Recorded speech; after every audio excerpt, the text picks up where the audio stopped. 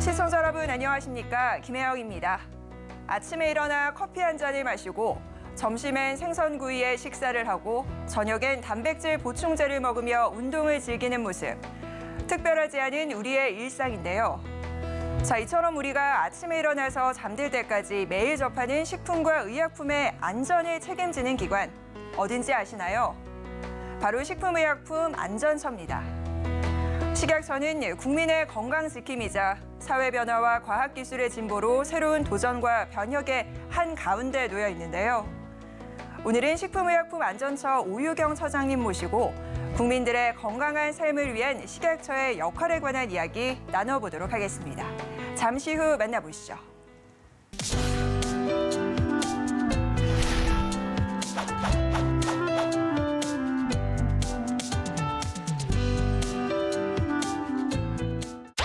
네, 국민의 먹거리 안전을 책임지는 곳이죠. 오늘은 오유경 식약처장님 모셨습니다. 어서 오십시오. 반갑습니다. 네, 반갑습니다. 서울경제TV 센터크에 초대해 주셔서 감사합니다. 네, 굉장히 바쁜 하루하루 보내고 계실 텐데 응해주셔서 너무 감사하고요. 네, 저도 감사하죠. 지금 이제 지난해 5월에 취임을 하셨죠. 네. 아마 단골 질문일 것 같은데 취임하신 지 이제 1년 정도 되셨어요. 굉장히 막 동분서주하시면서 바쁜 나날 보내고 계신 걸로 알고 있는데 네. 소회 먼저 좀 들려주실까요? 1년 동안 굉장히 여러 가지 일을 했는데요. 가장 기억에 남는 거 하나를 좀 꼽는다고 하면 지난 5월 달에 아프라스라고 해서 아시아 태평양 식품 분야 규제기관장 협의체가 한국에서 최초로 열렸거든요. 그게 끝나면서 제가 의장국이 되면서 서울 선언을 한국어로 하고 영어로 하면서 마쳤는데 그때 그 행사를 준비했던 우리 직원들이 2번 울컥했다고 합니다. 한 번은 너무 힘들어서 네. 두 번째는 우리나라가 국제무대에서 리더십을 가지는 게 보람차서 울컥했다고 하는데 저도 그때 마지막으로 영어 서울 선언을 하면서 그때 뭐 요즘 말로 심쿵하다고 할까요? 굉장히 좀 마음이 울컥하면서 이게 공무원의 보람이 아닐까 그런 생각을 했습니다. 저희가 뒤쪽에서 이 아프라스 이야기를 조금 더 중점적으로 해보도록 하고요. 네, 그렇게 하시죠. 식약처가 이제 지난해부터 국민 건강을 최우선으로 한 규제 혁신에 굉장히 이제 고삐를 쥐고 있다라고 합니다. 많은 성과를 거두고 있는 것으로 알고 있는데 특히나 올해는요, 한 발 더 나가서 규제 혁신 2.0을 추진할 계획이라고 합니다. 자, 이게 기존에 해오셨던 규제 혁신과 어떤 부분이 다른 건지도 좀 궁금해요. 네, 제가 작년 5월 27일 날 부임해서 8월 11일 날 규제혁신 100대 과제를 발표를 했는데 네. 그때는 시간도 좀 촉박하고 해서 식약처 내부에서 그동안 논의되어 있던 과제를 중심으로 100개 과제를 이제 발굴을 했습니다. 그래서 그런 다음에 거의 매달 추진율을 점검을 했고요. 지금 한 67% 추진율을 보이고 있습니다. 식약처에서 규제 혁신을 한다고 하면 좀 갸우뚱하시는 분들이 많아요. 안전을 포기하시겠다는 건가요? 그렇게 이제 물어보시는 분들이 많은데 식약처의 규제는 사실 안전 울타리인데 규제는 환경에 따라서 좀 바뀌어야 될 필요가 있습니다. 그러니까 네. 너무 오래된 울타리는 헤어지기도 하고 맞지 않기도 하기 때문에 안전 울타리를 환경 변화에 맞게 이렇게 맞춰가는 작업이 저는 규제 혁신이라고 생각하고 그런 차원에서 작년에 규제 혁신 한 번 했다고 해서 환경은 계속 변하는데 한 번 했다고 할 거 다 했다 그렇게는 볼 수 없으니까 올해는 규제 혁신 2.0을 하는데 네. 작년하고 올해 좀 다른 것은 올해는 2.0의 좀 차이점은 식약처 혁신의 길 현장에서 듣다라는 주제를 가지고 좀 더 많은 사람의 목소리를 듣는데 초점을 두었어요. 그래서 100번 이상의 뭐 현장 방문, 간담회, 끝장 토론 그렇게 했고 그다음에 환자 그리고 소비자, 뭐 산업계 또 관심 있는 국민들 한 1000분 이상으로부터 목소리를 굉장히 많이 들었습니다. 그래서 이런 목소리를 이제 들어서 저희가 정책을 좀 더 다듬어서 이번 달 말에 규제혁신 2.0을 좀 더 국민이 체감하시게 보고 드릴 계획입니다. 현장에 답이 있다라는 말씀이 굉장히 와닿는데 네. 현장에도 실제로 계셨잖아요. 뭐 네, 교수 생활도 그렇습니다. 하시고 네. 지금은 이제 규제기관의 수장으로 있으신데 네. 이런 바이오헬스 시장을 봤을 때 보는 시각에 따라서 또 굉장히 다르실 것 같거든요. 그렇습니다. 어떤 차이점과 네. 공통점이 있을까요? 그러니까 바이오 헬스라는 것이 하나의 어떤 큰 산 같은 산업 분야라고 한다면 네. 뭐 공통점은 제가 그 산에 항상 있었다는 겁니다. 때로는 교수로서 지금은 규제기관장으로 있는데 제가 그 교수로 있을 때는 어떤 생각이 들었냐면 바이오 헬스라는 굉장히 거대한 산에서 어딘가에서 제가 우물을 깊게 파고 있는 거예요. 우물을 깊게 파면서 내 분야에 대해서 깊게 우물을 파면서 우리 학생들의 어떤 그 인력, 나무를 자라게 하는 역할을 했다고 하면 지금은 규제 기관장이 돼서 바이오 헬스 산업에서 여러 골짜기에서 저처럼 우물을 파시는 개발자들이 많으실 건데 이제는 그런 분들이 우물에서 길어 올린 굉장히 좋은 제품들이 산에서 밖으로 나가서 마을로, 즉 우리 국민들한테 사용이 돼야 될 거잖아요. 그래서 지금은 우물을 파기보다는 그분들이 빨리 이 제품을 국민들에게 쓸 수 있게 하는 길을 만드는, 그래서 우물 파던 사람에서 규제의 길을 만드는 사람으로 역할이 바뀐 것 같다, 그렇게 생각을 해봅니다. 비유를 너무 찰떡같이 잘 해주셔가지고 이해가 되실까요? 이해가 아주 쏙쏙 되는데 네. 아마 그 일환일 것 같아요. 지금 이제 진행하고 계시는 것 중에 하나가 GPS 전략을 네. 뭐 수립해서 진행하고 계신다라고 하는데 네. 이게 우리가 언뜻 생각하기에는 GPS라고 하면 뭐 길라잡이 정도라는 생각이 어렴풋이 들기는 합니다. 이게 네, 구체적으로 네, 네. 어떤 전략인가요? 뭐 오늘도 운전하고 오시면서 내비게이션을 썼을 네. 거예요. 그 내비게이션이 이제 GPS가 작동돼서 내비게이션을 하는 건데 이게 GPS라는 말을 우리 직원들이 브레인스토밍을 해서 만드신 건데 어떤 의미냐 하면 줄임말인가요? 예, 줄임말 좀 이따 설명을 해드릴 텐데요. 네. 이 GPS의 뜻은 사실은 비슷합니다. 그러니까 우리나라의 안전하고 효과적인 식약 제품이 해외로 나갈 때 어떻게 가야 될지 사실 막막한 경우가 많거든요. 네. 그래서 식약처가 우리나라에 굉장히 안전하고 좋은 식품 또는 의약품, 의료기기가 해외로 나갈 때 약간 길라잡이가 되면 좋겠다. 그래서 GPS라는 이제 그런 말을 했는데 그 GPS를 조금 풀어서 말씀드리면 이제 G는 글로벌 리더십에서 G 글로벌의 이제 첫 단어입니다. 그래서 식약처가 좀 더 규제 기관에서도 글로벌 리더로서 새로운 기준을 만들어가고 그다음에 P는 이제 파트너의 약자인데요. 세계 여러 규제 기관과 파트너를 협력하면서 규제의 어떤 애로사항 같은 것들을 좀 없애고 그다음에 S는 서포터로서 또 수출 기업 또는 산업체가 가지는 문제점을 우리가 좀 더 듣고 또 그거에 적합한 정책을 만들어 나가겠다. 그래서 이제 GPS라고 명칭을 하였습니다. 네, 이 GPS라는 단어가 정말 확 와닿는데 아마 제대로 된 길라잡이 역할을 식약처에서 해주지 않을까라는 생각이 듭니다. 자, 그런데요, 이 GPS 프로젝트의 일환으로 앞서 얘기해 주신 아프라스가 또 있다라고 합니다. 일단 아프라스의 설립 목적 그리고 역할에 관한 이야기를 좀 들어볼 텐데 이게 아프라스가 어떤 뜻인가요? 아프라스를 단어로 설명드리면 APFRAS입니다.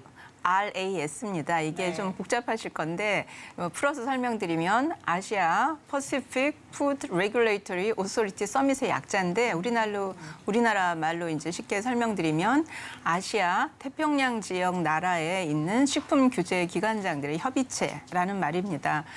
의약품이나 의료기기 부분에서는 이런 규제 기관들의 협의체가 좀 있는데 식품 분야에서 규제 기관장들의 협의체는 세계 최초라고 해요. 그래서 저도 몰랐는데 보니까 이게 최초라고 해서 그때 아프라스를 5월 달에 할 때 WHO의 사무총장분이 오셔서 굉장히 좋은 시도다라고 얘기를 해주셨는데 그럼 아프라스는 왜 만들어졌냐 하면 우리나라도 지금 수입식품이 연간 80만 건 이상 들어와요. 그래서 물류가 이제 잘 되다 보니까 예전처럼 뭐 신토부리라서 우리나라 식품만 우리가 먹고 그런 때를 떠나서 외국에서 수입한 걸 우리가 먹고 또 우리 K푸드가 나가기도 합니다. 그러다 보면 한 나라에서 식품 안전을 식량을 잘 관리하는 것만으로 우리가 모두 완벽하게 우리 국민이 안전해질 것이냐.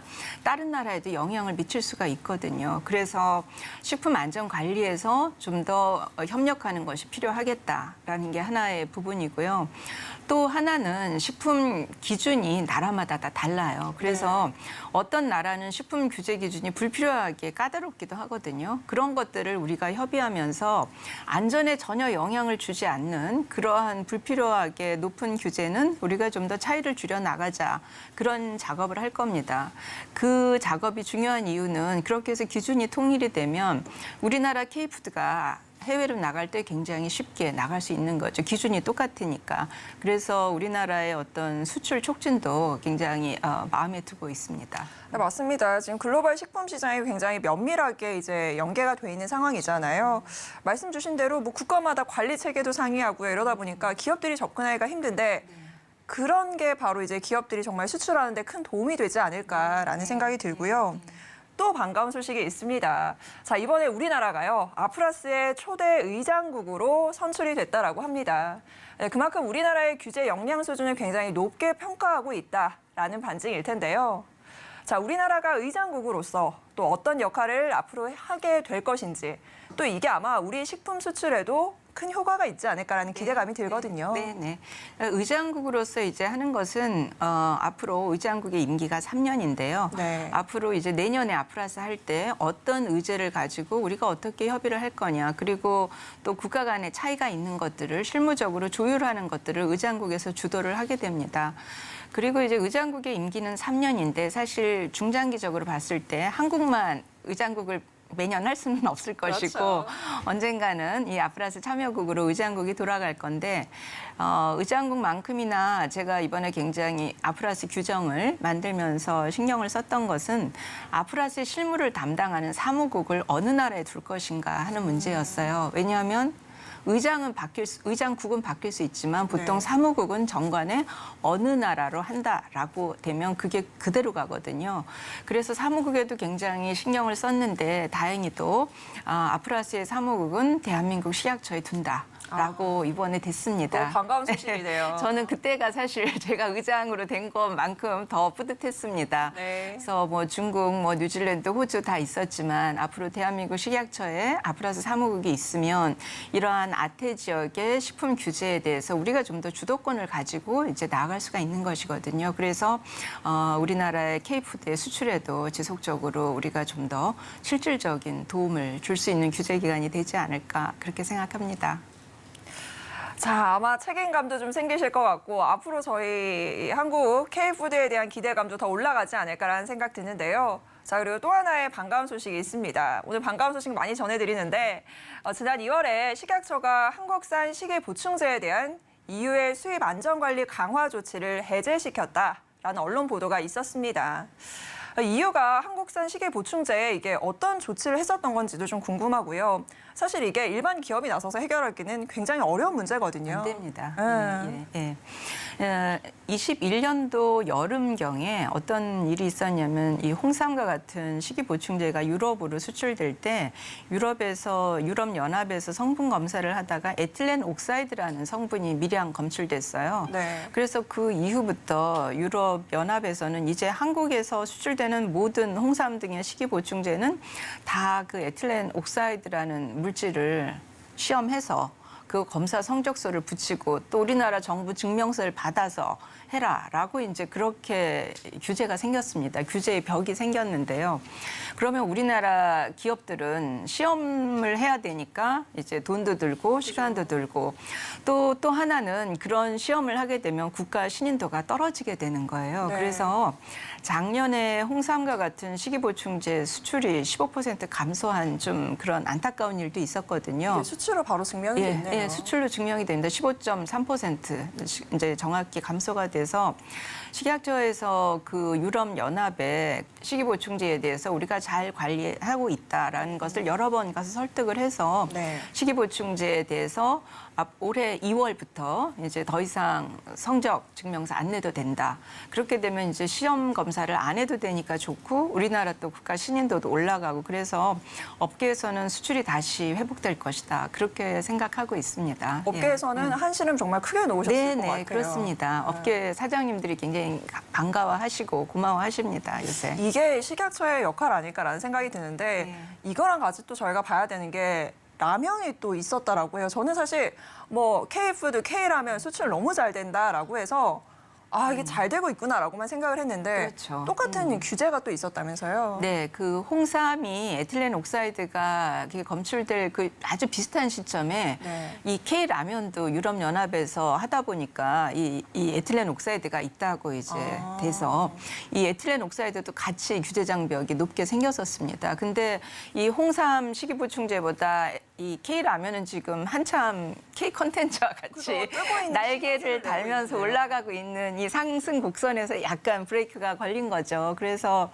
저희가 홍삼도 신경 썼지만 이 라면은 지금 이 상승세에서 정말 더 중요한 사명감을 가지고 이 유럽연합 본부가 어딨냐면 벨기에에 있거든요. 네. 그래서 벨기에에 있는 대한민국 대사관하고도 열심히 또 이야기를 했습니다. 그래서 벨기에 가기도 하고 또 그 대사관에서도 도와주고 그래서 이게 어떻게 보면 식약처, 외무부 뭐 이렇게 다 같이 협력해서 여러 번 다녀와서 얼마 전에 공문이 왔어요. 이제 라면 올해 7월부터는 안 내도 된다.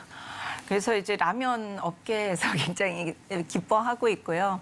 라면 업계에서는 이제 이렇게 되면 한 238억 정도 수출이 더 늘어날 거다. 그렇게 지금 예상하고 있습니다. 그러니까 이게 아마 제가 그냥 언뜻 생각하기에는 이래요. 최근에 이제 각국 간의 경쟁이 굉장히 치열해지면서 뭐라고 할까요? 자국 보호주의가 굉장히 강해지면서 이게 계속 장벽이 높아지는 상황인 거죠. 네. 그런 걸 정부기관이 나서 사실 해결해 주는 게 가장 좋은 케이스일 텐데 노력해 주신 만큼 좋은 성과가 있었다고 하니까 오히려 제가 다 너무 감사하다라는 생각이 들고요.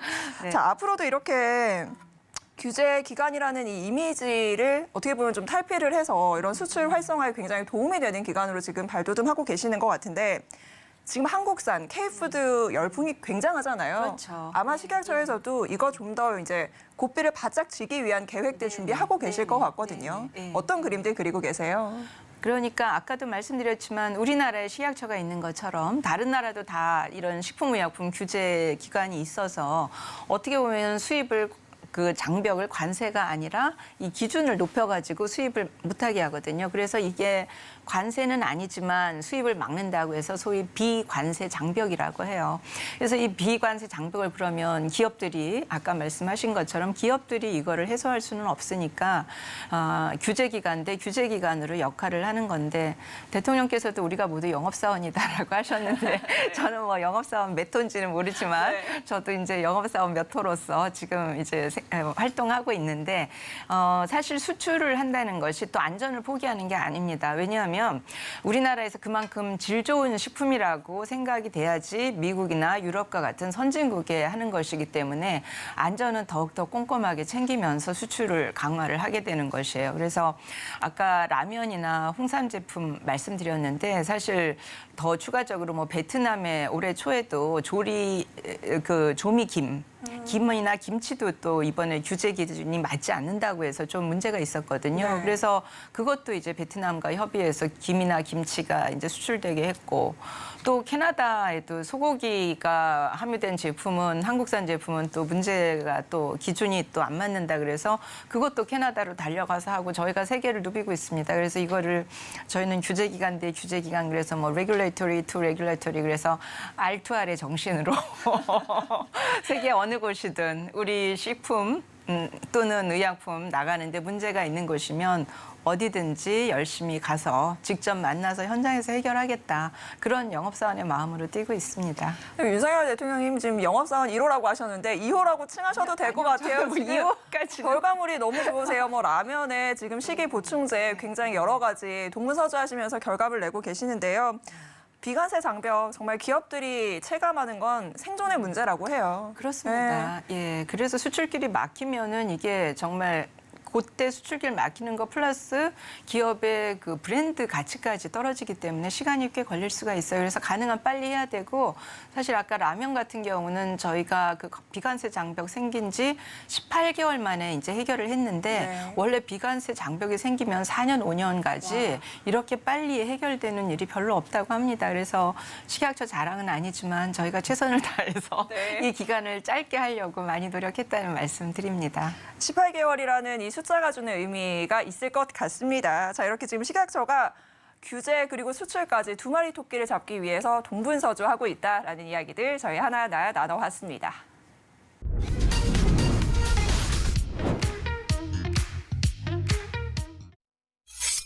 자, 이번에는 두 번째 주제입니다. 아마 국민분들이 이 부분에 굉장히 관심이 크실 것 같아요. 최근에 관심이 굉장히 폭주하는 일 중에 하나가요.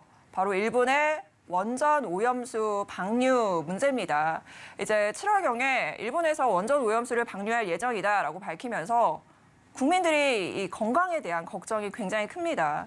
일본산 수입식품에 대한 방사능 안전관리를 식약처에서 또 담당을 하고 있는 상황인데요. 이게 안전관리가 정말 꼼꼼히 이루어지고 있는 건지 저도 국민의 한 사람으로서 이거 먹어도 되는 건지 이런 고민이 들 때가 있단 말이죠. 어떻게 대처를 하고 준비하고 계세요? 많이 걱정되실 거라고 생각되는데요. 일단 답부터 말씀드리면 식약처 너무나 꼼꼼히 하고 있다는 말씀드립니다. 일단 상황을 말씀드리면 2011년에 그 후쿠시마 원전 사고가 난 후에 후쿠시마 인근 8개 현에서 인근에서 생산되는 수산물은 전혀 들어오지 않고 있고요. 네. 또 후쿠시마 인근 15개 현에서 나오는 27개 농산물도 전혀 들어오지 않고 있어요. 그럼 이제 그 외에 이제 다른 지역에서 뭐 홋카이도나 그런 지역에서 생산되는 이제 수산물이나 농산물이 들어올 수가 있는데 이 대부분이 부산 식품의약품안전청을 통해서 들어오게 되는데요. 부산 식품의약품안전청의 그 검사소에서는 일본 수입식품 들어오는 거 건건히 다 검사합니다. 어쩌다가 하나 검사하는 게 아니라 매일매일 들어오는 거 건건히 다 검사를 하고 있고요. 이 검사를 해서 미량이라도 검출이 되면 그럼 사실상 반입을 차단하고 있어요.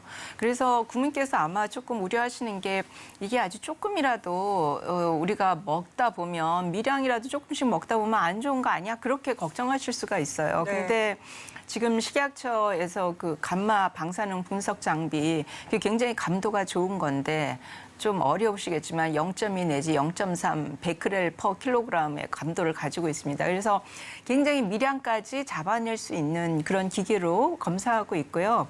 거기서 검출되지 않는 것만 들어오고 있는 거예요. 그래서 미량이라도 드시지 않을까 하고 걱정하시는데 미량이 되면 전혀 못 들어오게 됩니다. 그래서 미량도 존재하지 않는, 미량도 검출되지 않는 식품만 수입하고 그렇게 어느 나라보다 엄격하게 관리하고 있다는 말씀 드리고 싶습니다. 네, 워낙 속 시원하게 얘기를 해주셔서 좀 다행이다라는 생각이 드는데요.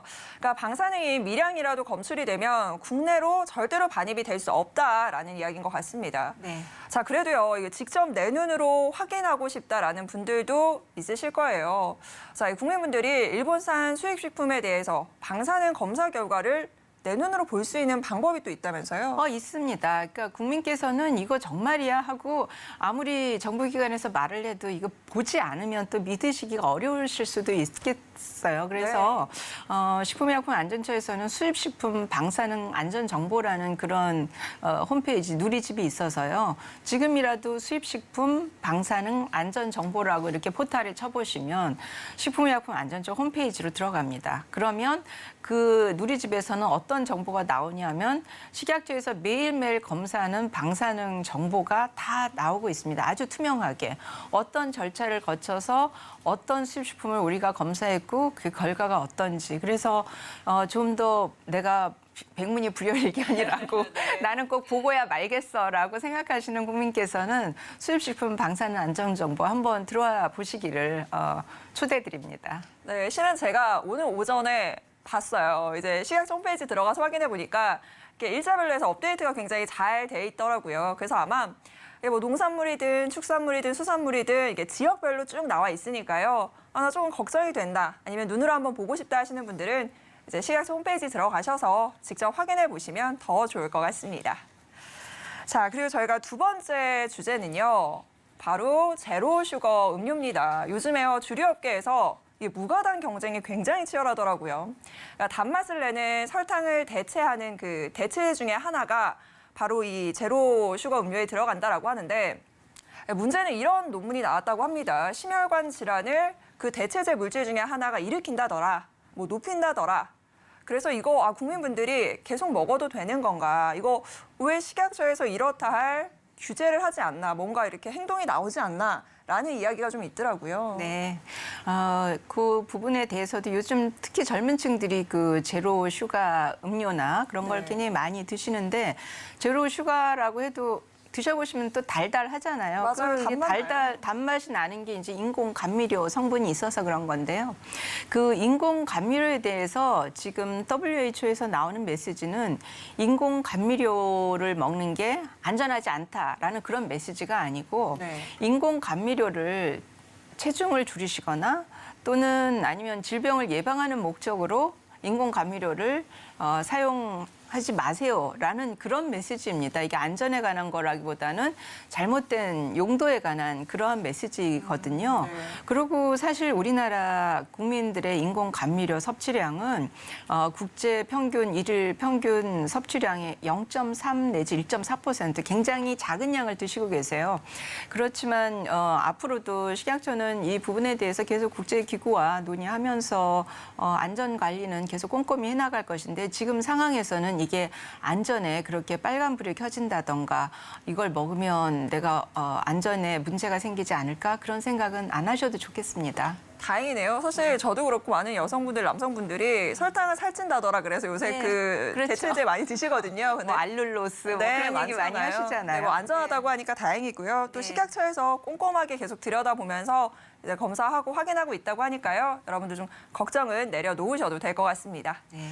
자, 이어서요. 참 식약처에서 많은 일을 하네요. 이번에는 마약 관련 이야기 또 해볼까 합니다. 마약도 여기서 네. 또 담당하고 계시잖아요. 네, 그죠? 마약류 관리법이라는 법이 소관부처가 식품의약품안전처입니다. 네. 네. 자, 또 얼마 전에는요, 연예인들 프로포폴 상습 투약 문제, 좀 사회적 문제입니다. 근데 이것도 식약처가 잡아냈다라고 하는데요. 이게 식약처가 어떤 시스템으로 찾아낸 건지 좀 궁금해요. 네, 식약처에는 마약류 통합관리 시스템이라는 빅데이터 시스템이 있어요. 네. 빅데이터가 얼마나 빅데이터인지 좀 감이 안 잡히실 건데 식약처의 마약류 통합관리 시스템은 1년에 1억 개 이상의 데이터가 모입니다.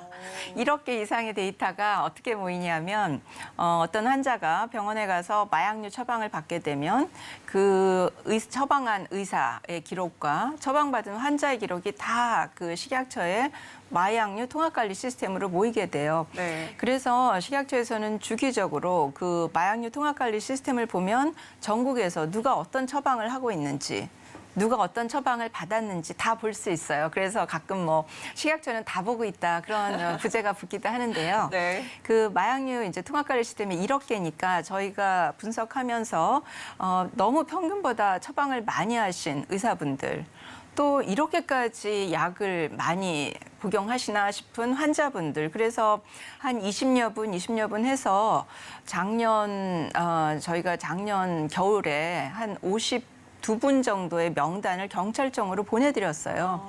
그랬는데 경찰청에서 수사를 하다 보니까 그중에 또 한 분이 굉장히 유명 연예인이라는 게 이제 밝혀져서 네. 저희는 뭐 그 다음에 경찰청 수사 단계에서 알았습니다만 그래서 그렇게 해서 지금 계속 보고 있고요.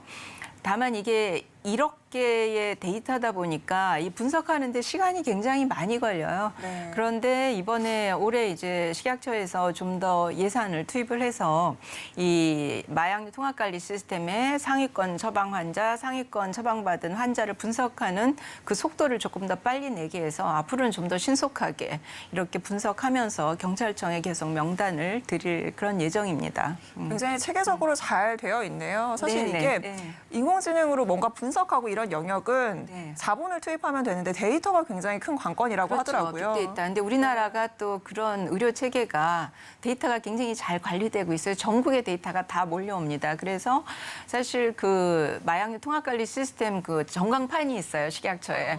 거기 가면 이 들어오는 속도가 바그래프로 이렇게 막대 그래프로 하는데 실시간으로 이렇게 쫙쫙쫙쫙 이렇게 들어오는 게 보입니다. 혹시나 마약- 한번 와보셔도 좋을 것 같아요. 혹시나 네. 마약을 한 번이라도 해볼까 이런 생각하고 계신 분들이라면 절대 생각하시면 안 될 것 같고요. 이렇게 체계적으로 체크를 하고 잡아내고 있다고 하니까요. 여러분들 이 부분도 꼭 기억하셔야 될 것 같습니다. 네. 근데 문제가 요즘에 더 이상 이제 대한민국이 마약 청정국이 네. 아니다라는 이야기가 나오고요. 네. 더 큰 문제는 찾아보면 젊은 층들의 마약 비중이 늘고 네. 또 이게 재범 확률도 굉장히 높다라고 해요. 네, 때문에 맞습니다. 마약 관련 문제가 굉장히 크게 지금 부각이 되고 있는데 식약처에서는 어떤 대책들 세우고 계신가요? 지금 말씀하신 것처럼 마약 그 사범은 매년 늘고 있고요. 근데 네. 그건 우리가 또 이제 어느 정도 예측을 할 수 있잖아요. 계속 늘겠구나. 이렇게 마약 문제가 많아지니까. 근데 좀 더 주의 깊게 보는 것은 20대 이하의 마약 사범의 비중이 34.2%예요. 그게 예전에 17년도만 해도 마약 사범의 주요 연령대는 40대였거든요. 네. 근데 마약 사범의 주 연령대가 20대 이하가 된 거예요. 근데 20대 이하는 우리나라의 미래라고 할 수 있는데 이 젊은 층이 마약 사범의 지금 연령층이 돼서 좀 굉장히 걱정이 많이 되고 그러면 왜 이렇게 20대 그들이 마약을 많이 하느냐 좀 IT에 능숙해서 그런 게 아닐까 네. 그렇게 생각합니다. 왜냐하면 텔레그램으로 산다던가 뭐 아니면 다크웹 그런 거를 좀 더 능숙하기 때문에 그런 거를 하기도 하고 그다음에 또 20대들은 의료용 마약을 굉장히 오남용하는 경우가 좀 많은 걸로 파악이 돼요. 예를 들어서 뭐 펜타닐이라던가 그런 것들을 오남용으로 과다 처방을 받아서 그것들을 SNS로 파는 것도 있는 거죠. 그게 그래서 뭐 그런 건가요? 마약성 진통제 이런 네네 건가요? 그런 겁니다. 그래서 그런 것들을 뭐 병원에서 본인이 누군가가 이제 굉장히 아프다고 하면서 받은 것들을 SNS를 통해서 파는 거죠. 그래서 그것도 하나의 문제라서 지금 의료용 마약류 관리도 식약처에서 좀 더 단단하게 해야겠다라는 생각을 하고 있습니다.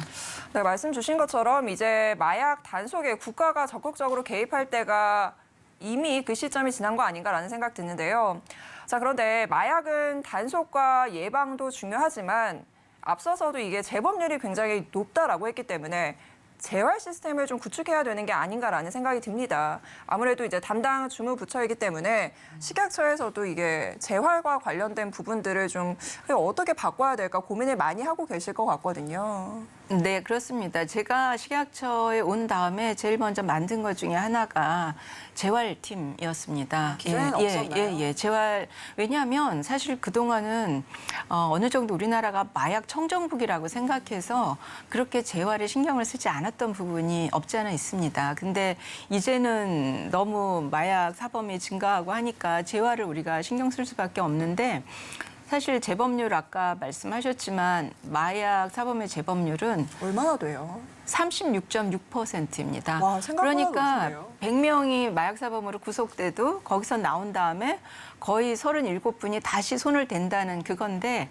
근데 이제 여기서 굉장히 또 의미 있는 통계가 하나 있는데 그게 뭐냐면 한번 마약 사범이 된 다음에 나와서 재활 교육을 받은 사람의 재범률과 재활 교육을 받지 않는 사람의 재범률이 굉장히 차이가 나는 거예요.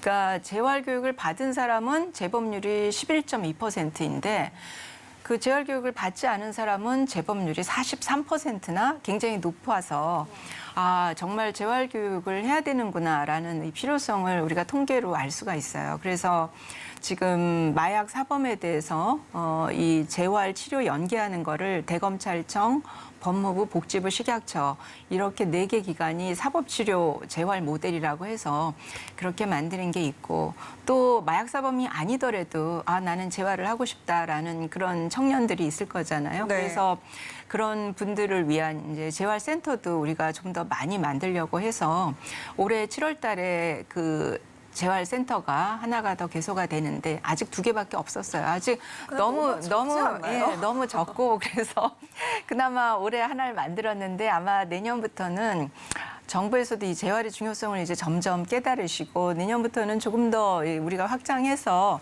식약처에서는 전국 17개 시도에 이 재활센터를 다 설치했으면 하는 생각이 있는데 일단 올해는 한 군데 하면서 좀 더 청소년에 특화된 재활센터를 이제 열 계획을 가지고 있습니다.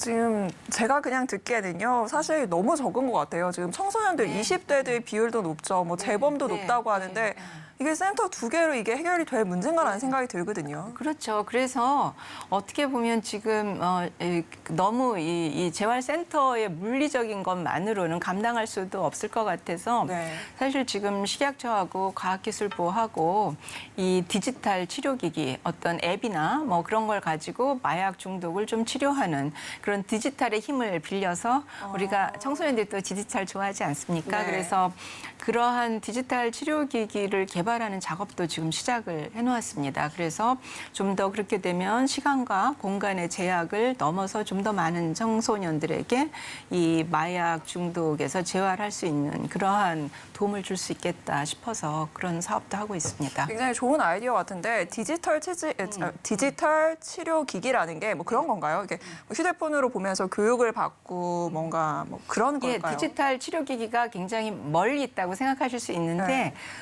식약처에서 올해 2월에 불면증을 완화하는 목적으로 디지털 치료기기 1호가 나왔거든요. 네. 그 디지털 치료기기가 기자님 핸드폰에 보면 앱이 수많은 앱이 있어요. 네, 네. 그런 앱으로 그냥 다운받으시는 겁니다. 게임하는 것처럼 하면서. 그거를 그러니까 한 6, 7주를 해야지 효과가 있기 때문에 계속 할 수 있게 굉장히 재미나게 이제 하면서 가게 그렇게 앱이 구성되어 있어요. 그런 앱 형태로 지금 개발을 해보겠다는 말씀입니다. 네, 좋네요. 시간과 공간 제약에서 좀 벗어나서 아마 재범률을 좀 줄일 수 있지 않을까라는 생각이 들고요. 자, 그런데 한국은 마약류 관리에 관한 법률도 또 부족하다라는 지적도 있습니다. 뭐 마약 재활과 관련된 법도 조금 세분화가 될 필요가 있을 것 같은데 실제로 이런 법이 있긴 한가요? 지금 현재 마약과 관련된 우리나라 법은 마약류 관리법 딱 한 가지입니다. 네. 근데 마약류 관리법은 뭐 예전에 우리가 마약 청정국일 때부터 만들어진 법이라서 주로 마약을 어떻게 안전하게 관리하느냐 하는 거에 목적이 있는 것이지 사실 마약의 예방이라든가 중독자의 재활에 대한 그런 법은 앞으로 더 국회와 같이 논의해서 새로 만들어질 필요가 있다고 생각합니다. 네, 자 그리고요, 이 식약처가 대마 성분 의약품 국내 도입에도 적극적으로 나서달라 이런 업계와 환자 단체 요구도 있다라고 합니다. 아 글쎄요, 참 저 같은 사람이 봤을 때는 약간 애매하다라는 느낌도 드는데 식약처의 입장은 좀 어떠세요? 식약처도 이 부분에 대해서 굉장히 깊은 고민을 하고 있고요. 근데 일단 지금 한 걸음 나아갔다고 할 수 있는 게 의료용 대마에 관해서 희귀 질환을 앓고 있는 환자들이 이 의료용 대마를 꼭 가지고 이제 복용을 하셔야 되는데 그동안의 법률은 어땠냐면 이분들이 이 대마를 가지고 출국을 하실 수가 없어요. 네. 그러면 예를 들어서 그분들의 가족이 해외에 계실 수도 있고 가족을 방문하고 싶은데 항상 그 급할 때 약이 필요한데 출입국할 때 그 약을 못 갖고 간다면 해외도 못 나가시는 상황이시잖아요. 그래서 그런 부분은 참 불합리하다라고 생각해서 이제 식약처에서 지금 조금 더 그 규제를 개선한 것은 최소한 이런 희귀 질환을 앓으시는 분들이 출입국할 때 여행할 때 어떤 적정한 양의 의약품, 대마용 의약품은 가지고 다닐 수 있게 허용해서 아마 이번 달부터 그 환자분들이 가지고 여행을 다니실 수 있게 그렇게 규제가 한 발짝 개선됐습니다. 근데 이제 그보다 더 앞서 나가는 그런 것에 대해서는 환자의 편익도 고려해야 되고 국민의 건강도 고려해야 되고 사회적으로 여러 가지 목소리가 있어서 네. 좀 더 신중하게 여러 목소리를 들으면서 이제 접근을 해나갈 그럴 계획입니다. 일단 이달부터는 그 희귀 질환을 가지고 계신 분들은 네, 예, 대마용 그 약품을 네. 가지고 출입국을 좀 편리하게 이제는 할 수 예. 있으신 거죠? 의사용 처방이 있으면 이제 처방에서 내가 뭐 일주일 동안 어디를 다녀오겠어요 하면 의사가 일주일 처방을 해주실 거잖아요. 의사 선생님께서 그러면 그 처방만큼 가지고 출입국할 때 통과를 나갔다 들어오실 수 있습니다.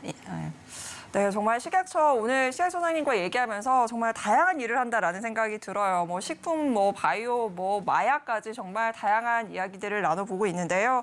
마약 관련해서는 우리 대한민국이 다시금 청정국이다라는 이 내용을 좀 가질 수 있도록 식약처가 더 열심히 뛰어주시기를 바라겠습니다.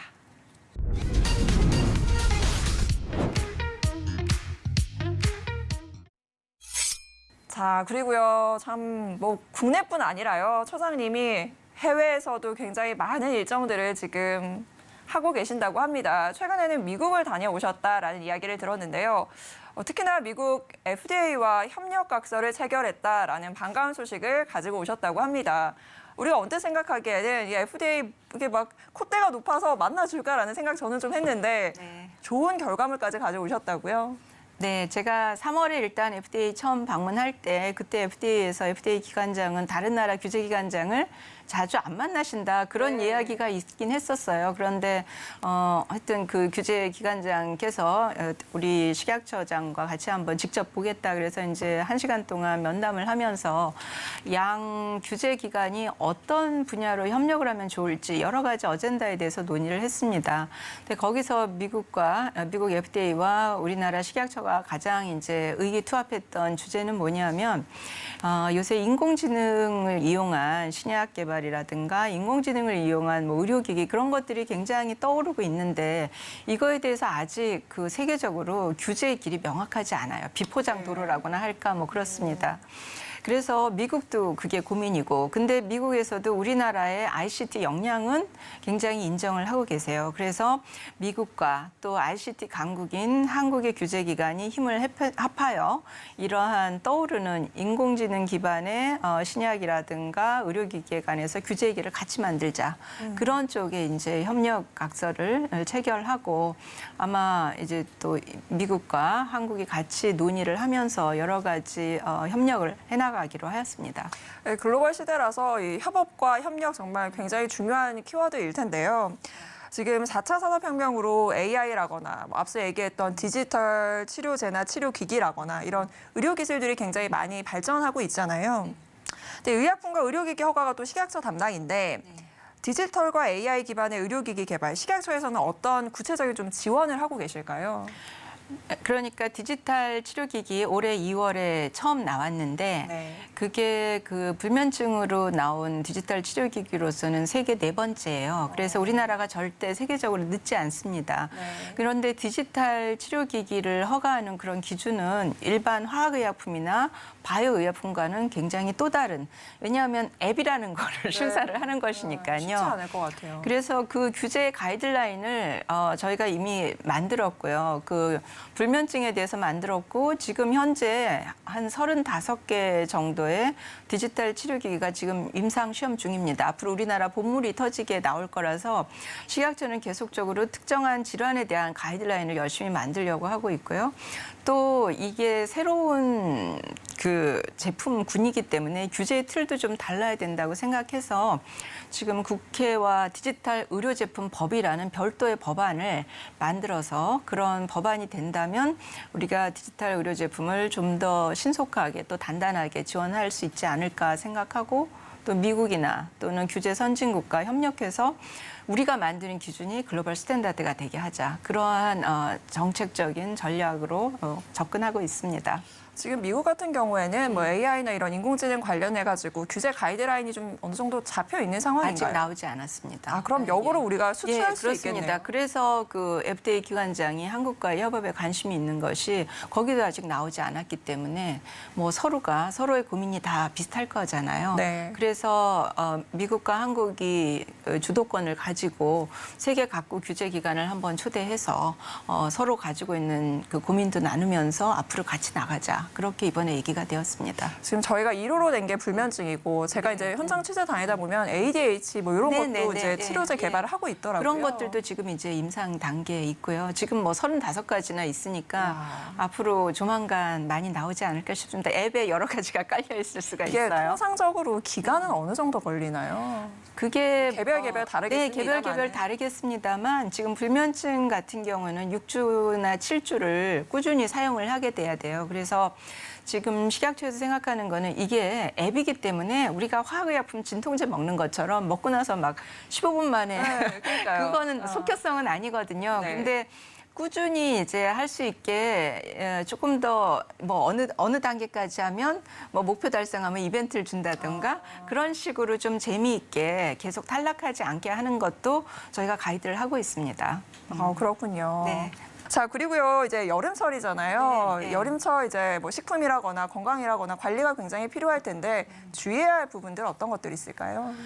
여름철에 이제 가장 문제가 되는 게 식중독인데 그 온도가 1도 올라갈 때마다 식중독이 굉장히 많이 이제 일어나기 때문에 식약처에서는 여러 가지 정책을 지금 쓰고 있는데 하나가 이제 여름철 성수기 식품 집중 관리라고 해서 여름철에 많이 드시는 걸로 뭐 냉면 그런 네. 식품이 있지 않습니까? 그래서 여름철 다소비 음식에 대해서 식약처가 전국을 다 식약처 인원으로만 할 수가 없기 때문에 식약처와 각 지자체가 같이 돌면서 여름철 다소비 음식을 특별 점검을 하게 됩니다. 그리고 또 식약처가 하는 것 중에 또 중요한 게 한 가지가 있는데 앞으로 그 전라도 쪽에서 그 청소년 잼버리 대회라고 굉장히 큰 국제 행사가 열리게 되는데요. 네. 그런 잼버리 행사가 열릴 때 사실 보이지는 않지만 뒤에서 이 잼버리 행사 선수들이 먹는 음식에 혹시 식중독균이 있을까 없을까 음식 하나하나를 다 검수하고 식재료도 검수하고 완성된 음식도 검수하고 하는 게 다 식약처 직원들의 몫입니다. 직원분들이 아세요? 네네. 그래서 그 검사가 열리기 전에는 가서 모의 훈련도 해요. 어떻게 검사를 할 것인가. 그래서 모의 훈련도 하고 대회가 열리면 들어오는 식자재 하나하나 다 검사하고 음식도 다 검사하고 혹시라도 만약에 문제가 있으면 빨리 식재료를 바꾸거나 그렇게 했는데도 혹시라도 이제 식중독 환자가 생기면 뭐 병원에 하고 조기 차단하고 그러한 일도 안 보이는 데서 식약처가 하고 있는 일입니다. 그래서 국제 행사 때는 식약처 직원들도 굉장히 긴장하고 있습니다. 자, 끝으로요. 식약처가 올해로 10주년을 맞습니다. 지금까지 걸어온 길과 현재를 어떻게 평가하고 계시는지 궁금한데요. 자, 그리고 식약처장으로 아마 앞으로 식약처를 이런 조직으로 내가 좀 키워내고 싶다라는 욕심이 굉장히 많으실 것 같아요. 워낙 뭐 이미 1년 사이에 많은 성과를 거두셨지만 추후에 어떤 계획들 갖고 계신지 여쭤보도록 할게요. 네, 식품의약품안전처의 전신은 식품의약품안전청이에요. 식품의약품안전청은 1998년에 이제 설립이 됐고요. 식품의약품안전처로 승격한 거는 2013년입니다. 네. 그러니까 청부터 시작하면 식품의약품안전처는 한 25살이고 처부터 했으면 아직 10살이에요. 그래서 아직 굉장히 정부 부처 중에서는 젊은 조직 기관이고요. 그런 만큼 앞으로에 대한 패기도 있다. 저는 그렇게 봅니다. 그래서 식약처가 걸어온 길을 이렇게 보면 2010년도에 식약처가 굉장히 했던 일들 중에 중요한 것들은 픽스라든가 뭐 ICH라든가 IMDRF 그런 복잡한 이름이 다 뭐냐 하면 의약품이나 의료기기의 국제협의체들이에요. 그런 국제협의체의 회원국으로 진입하는 게 2010년대 식약처의 주요 목표였습니다. 아니 회원국은 돈만 내면 되는 거 아니야? 그렇게 생각하실 수도 있는데요. 네. 그게 아니고요. 회원국이 되려면 우리 식약처의 규제 역량이 어느 정도 그 회원국 수준에 맞아야 된다는 걸 입증을 해야 되기 때문에 서류 준비랑 그런 게 다 3, 4년이 걸립니다. 네. 어떤 나라는 육수한 나라도 있어요. 그런데 식약처는 굉장히 준비를 잘했고 하여튼 3, 4년에 굉장히 신속히 해서 여러 중요한 국제협의체에 식약처라는 이름을 회원으로 알렸습니다. 그러면 2023년 그 이후에 식약처는 어떻게 해야 될까 하는 건데 이제 우리가 회원이 됐다고 기뻐하던 시대는 이젠 지났다고 생각하고요.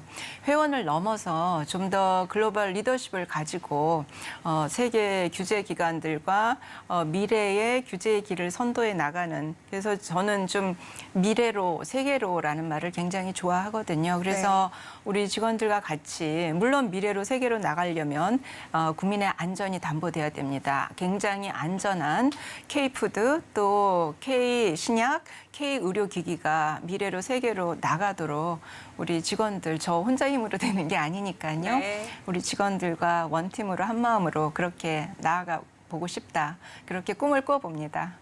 네, 미래로 세계로라는 단어 저도 참 와닿는데요. 식약처가 앞으로도 국민들의 안전과 건강을 책임지는 데 있어서 가장 어떤 구심점이 되는 그런 기관으로 자리매김할 수 있도록 한 번 더 응원을 하도록 하겠습니다. 자, 오늘 다양한 말씀 나눠주셔서 고맙습니다. 네, 감사합니다. 김혜영의 센토크. 네, 국민의 안심과 건강한 삶을 위해 최선을 다하고 있는 식약처의 활동을 지켜보며 저희 센토크도 응원하도록 하겠습니다. 자, 김혜영의 센토크 저희가 준비한 소식 여기까지입니다. 함께해 주신 여러분 고맙습니다.